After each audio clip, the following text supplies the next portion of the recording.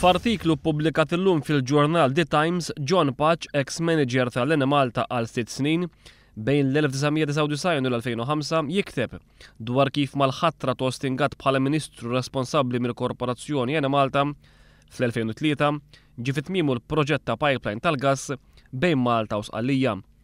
Patch ifakkar kif kien l-ex-ministru Joseph Bonnici illi kien semma l-ewwel darba il-possibilità ta' pipeline tal-gass bejn Malta u Sqallija illi kelli jwassal għal spejjeż orħos u ambjent iktar nadif.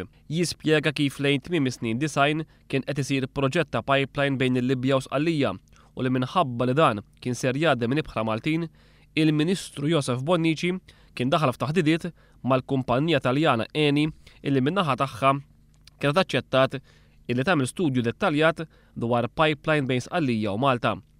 L-ex-manager tal-Eni Malta jikteb li sħabu u huwa kienu laqgħu b'mod pożittiv dal-iżvilupp għaliex kienu konxi li l-gass kien ħafna aħjar mill-faħam u l-heavy fuel oil. John Patch jiżvela kif meta l-kumpanija Taljana Eni lestiet l-istudju tagħha resqet proposta finanzjarja lill-Gvern.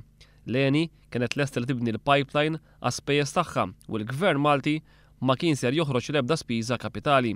Il-pasta wara kien se jkun illi l-Eni u l-Eni Malta jiffirmaw kuntratt ta' 25 sena biex jiġi jipprovdut il-gass.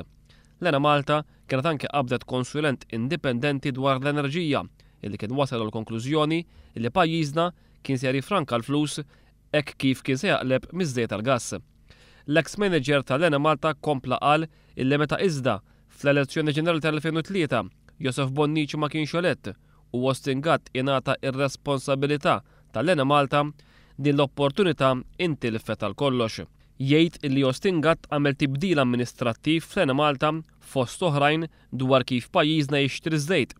Tibdil li wassal għat twaqqif ta' lobby qawwi mill-importaturi ta' żejt f'pajjiżna illi kienu se jtilfu l-miljuni kieku Malta marret tal-gass. John Patch iżid illi gatt kien immotivat ukoll minn ejra politika u warrab dak kollu li kien għamel il-Ministru ta' qablu. L-ex-manager tal-Eni Malta jikkonkludi illi riformi li daħħal ostingat fl-Eni Malta ma waslu imkien u n-nies kollha li daħħaluha fit-tmexxija ta' din il-korporazzjoni wara sentejn telqu.